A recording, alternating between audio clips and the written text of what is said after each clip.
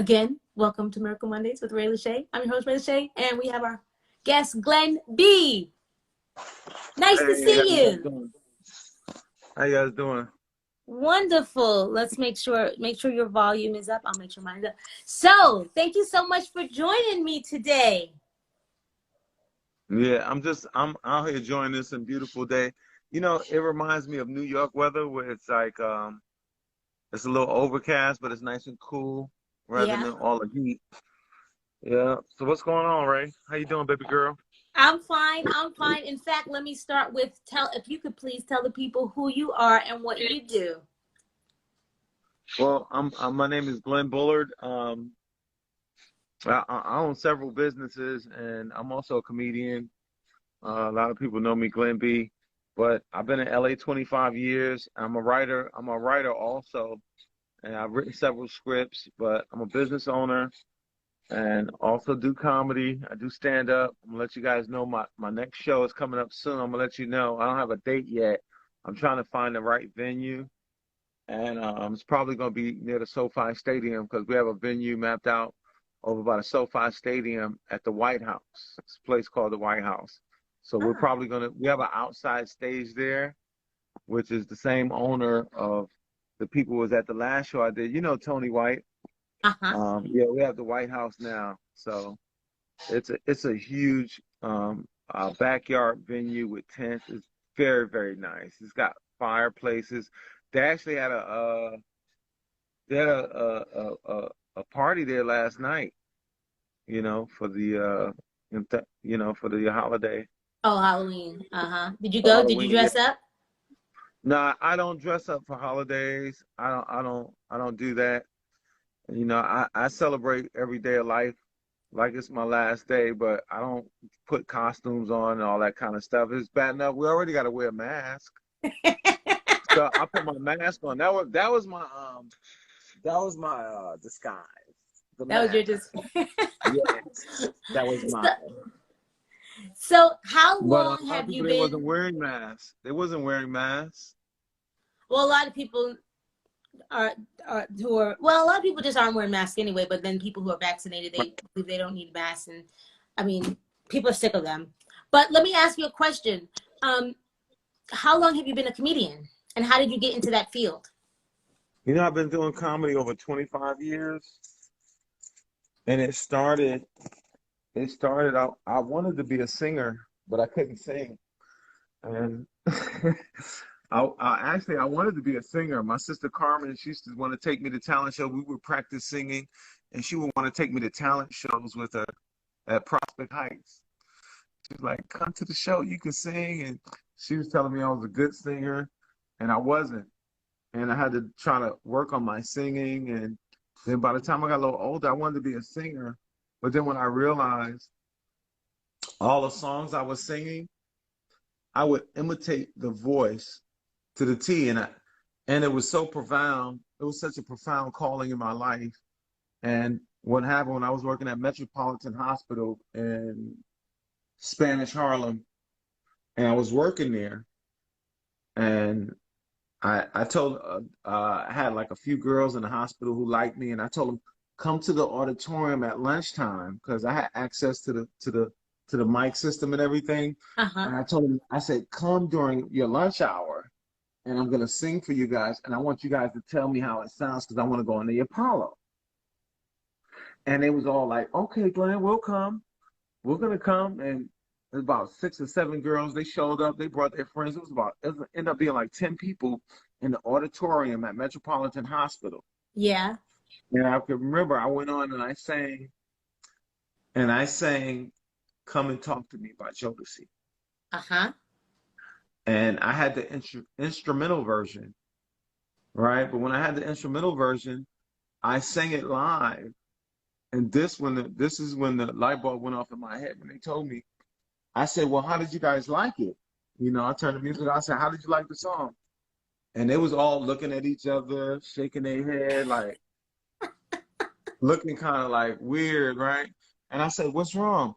They said, "It sounded great, Glenn, but you're lip syncing. You're just singing the song over the song is already being sang. And it sounds exactly like the song. Yeah. And I said, no, that's the instrumental. That's all me. And they was like, oh, they was like, that's all you. You sound really good then. They thought I was playing the record and lip syncing. Right. And I was playing the instrumental. So And why that's do when I you realized I can sound like other people. And that's when I realized my gift. so but you say you can't sing. Now I wouldn't say that you can't sing. No, You just I wouldn't say I can't sing. I can sing, but I can sound like other people. Like I think our brother Andre is the same way. He can hear a sound and he can repeat that sound. I'm the same way, and I think that's why I'm pretty good at impressions. okay. So and you do and I think it's kind of new for you on stage as a comedian because you didn't always do impressions, but it's something that you've been doing lately. What Right, right. I've been working on it. You know, throughout the pandemic, I've been working on a few impressions that I feel really good about, and you know, some people told me I sound exactly like Obama, and then when I do Obama, sometimes they say, "Who is that? Martin Luther King?" And I said, "How could that be Martin Luther King? Unless he was really actually trying to sound like that. He wasn't trying to sound like that. He was saying, yes, we can. He wasn't saying, I have a dream. He was saying, yes, we can." well You know, and then some people told me, they say Dave Chappelle rolls off your tongue so easily. It sounds good. And I grew up doing comedy with Dave Chappelle. So he's one of my idols growing up. He actually booked me for a show one time. uh-huh. And so I knew him since he was like a teenager. I was 10 years older than him. Maybe not 10 years older. I think I was like 12 years older than him. And he was like the new guy starting out doing comedy. We were old already. I was already 28, 29 doing comedy. And he was only like 19, 20. But everybody knew he was going to be famous already because he started so young. He's Uh-huh. kind of like Uh-huh. Nick Cannon. And anybody that starts doing comedy in their teens, eventually, eventually they're going to figure it out because you'll do nothing but get better. Everybody gets better. It's just the And more you go on stage and you exercise that muscle of comedy. and And you've that's been doing why comedy I for a long your 93. internet is kind of splotchy, so I don't know if it's the movement or if that the area you're in. You've been doing comedy for a long time, and although you kind of it's not always full time for you, you know all of the comedians from a long time. Yeah, I remember. Yeah, I know a lot of them, and you've introduced me to some. I think you took a writing class with what's his name? Malik S. Yeah, yeah. You took a writing class with me, and I was actually at the Laugh Factory, and he came up to me after I came off stage. He was like, "You're Rachel's brother, right?" I was like, "Yeah." Mhm. Yeah. It's so funny because when I go to comedy clubs, I will go up to a comedian and go, "I'm Glen B's sister," and they're like, "Oh, Glen B, love Glen B." So, Oh yeah. um, but now Hmm. you've decided though, like, okay, comedy is a love and a passion of yours, but so is business ownership and entrepreneurship, and you've had many businesses over the years. What advice would you give to somebody who wants to become an entrepreneur, and then also tell us about your current business or businesses and how that works for you? Well, I would say action speaks louder than words. Don't talk about it, be about it. Just go about it and do exactly what you have planned in your mind, and don't tell people about what you're going to do because people sometimes even family members will knock you down before you even get there to the point.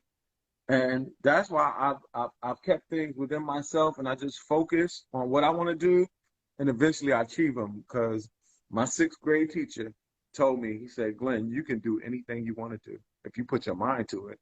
And that's what I've had to do. I've had to focus on the things that I want, and I achieve them. It You never do fails. If you believe in yourself, you don't have to worry about what the haters think or anybody else thinks. You just focus and you work towards that goal every day. Just chip away at it a little bit a day, and you'll achieve it. because What everything I wanted in my life has come true for me. And I've never thought I would do all the things I do and have the life I have right now.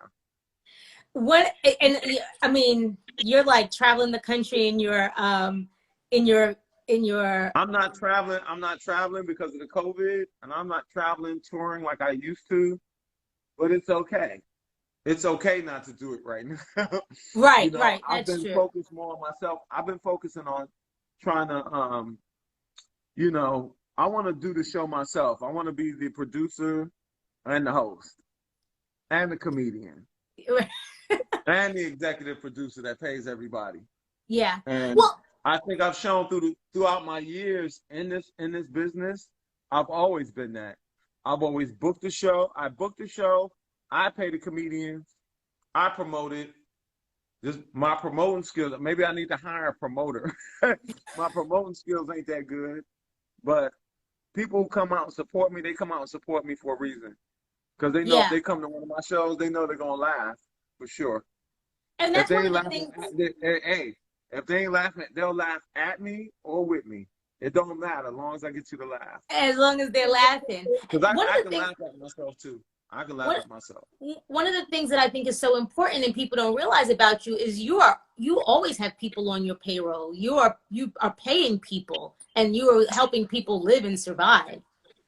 Oh yeah, yeah. A couple of my employees they make over 50,000 a year tax free.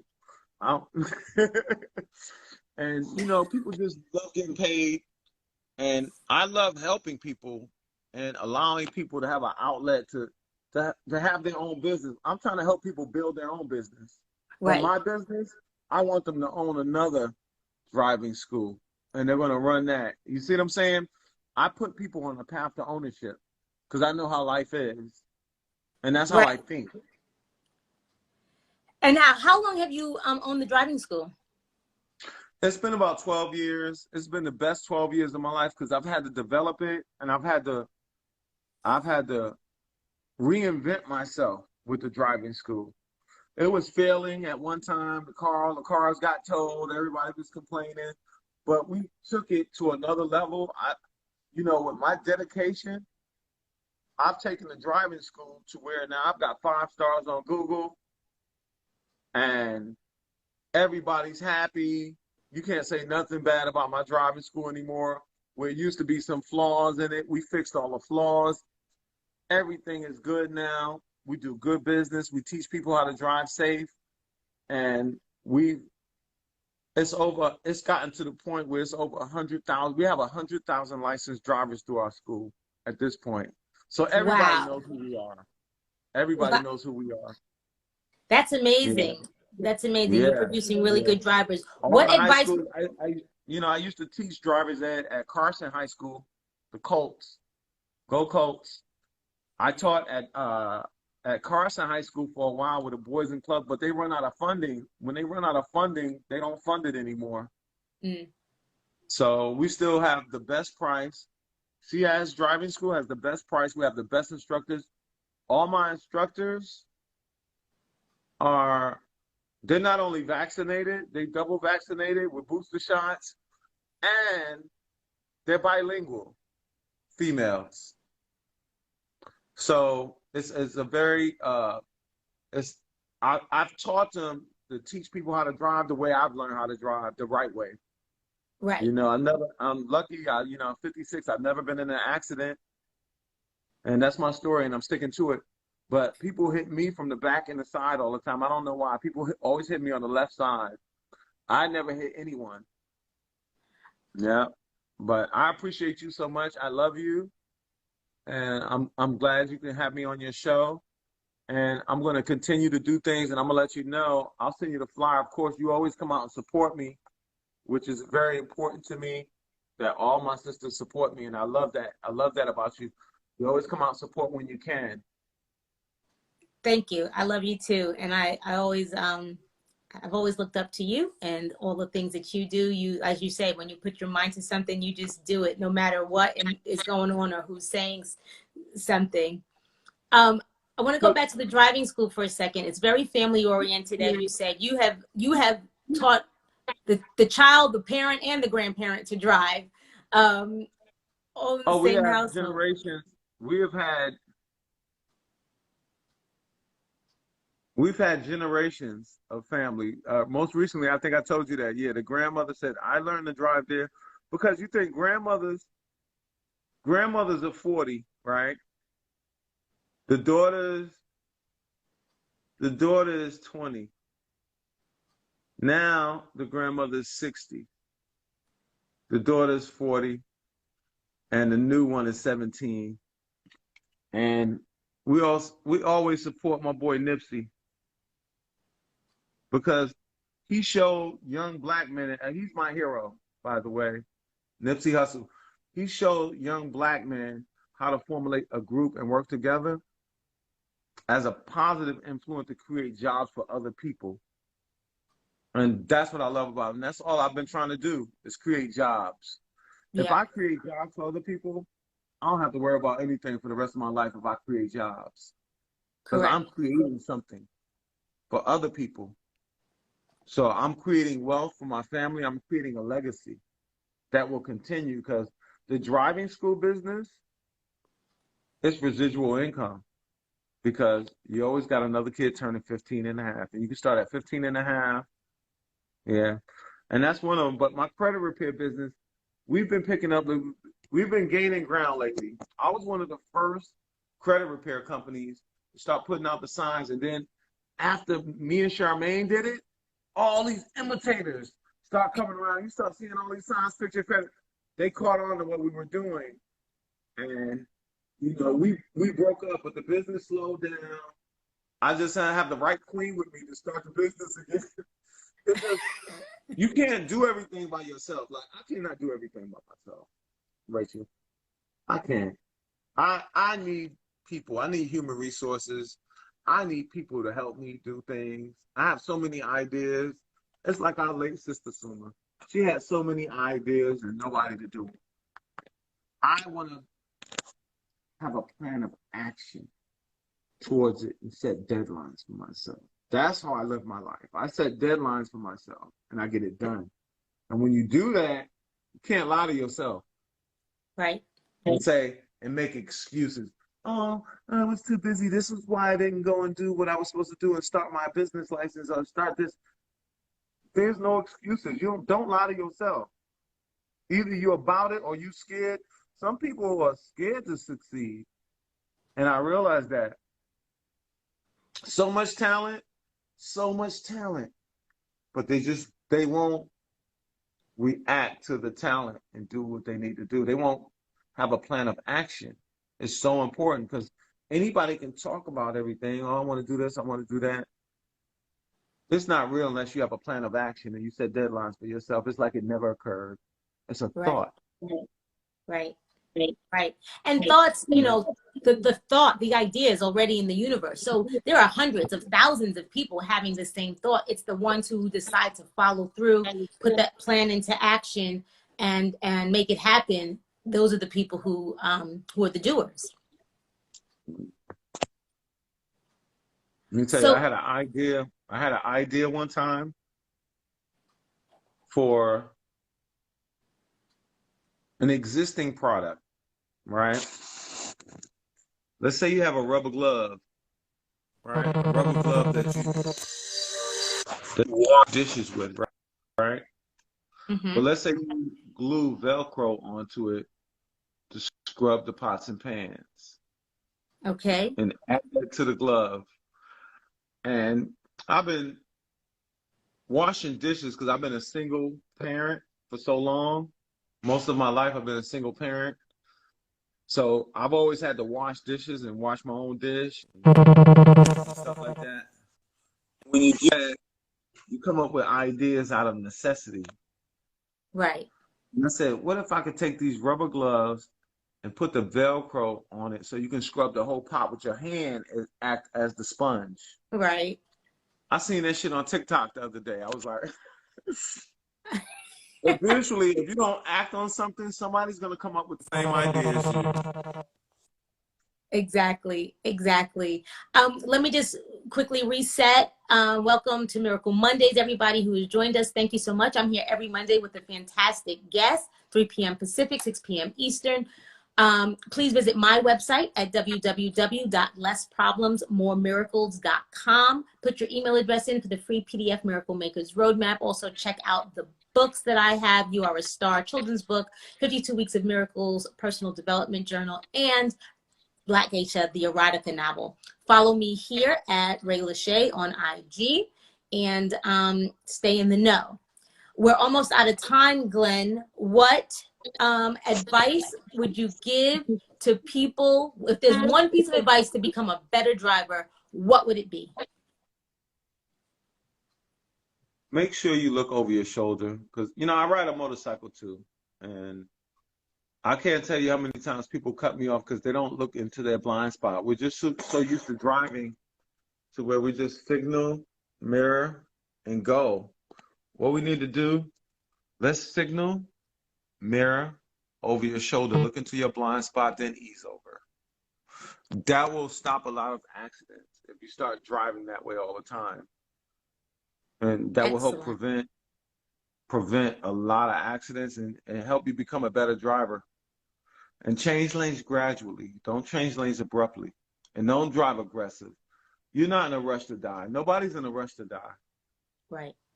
There's too many accidents, and there's too much fatal accidents in California by itself. And I hope to think that I think I reduced it through the safety from my mother, from growing up in the 60s in New York with no seatbelt, driving with one hand, to having a seatbelt and making sure. My mother always told me, she said, always be a defensive driver, compensate for other people's mistakes. Watch, they're going to do something crazy. And showing up, every time I live like that, and I look, they do. Right. And where can people, the next person. Where can people find you? Where can they get to you if they need? In the comments, I'm going to put my driving school, my website. Okay, but also say it because once this archives, they don't see the comments. Okay, well, I just put it there. It's CIS Driving School, California Institute of Safety. And we have a website, and you can go on there and get the number to sign up if you want. If you have a young teen or older person, you know, recently I've been getting a lot of older people that just got out of prison and things like that. They want to learn how to drive.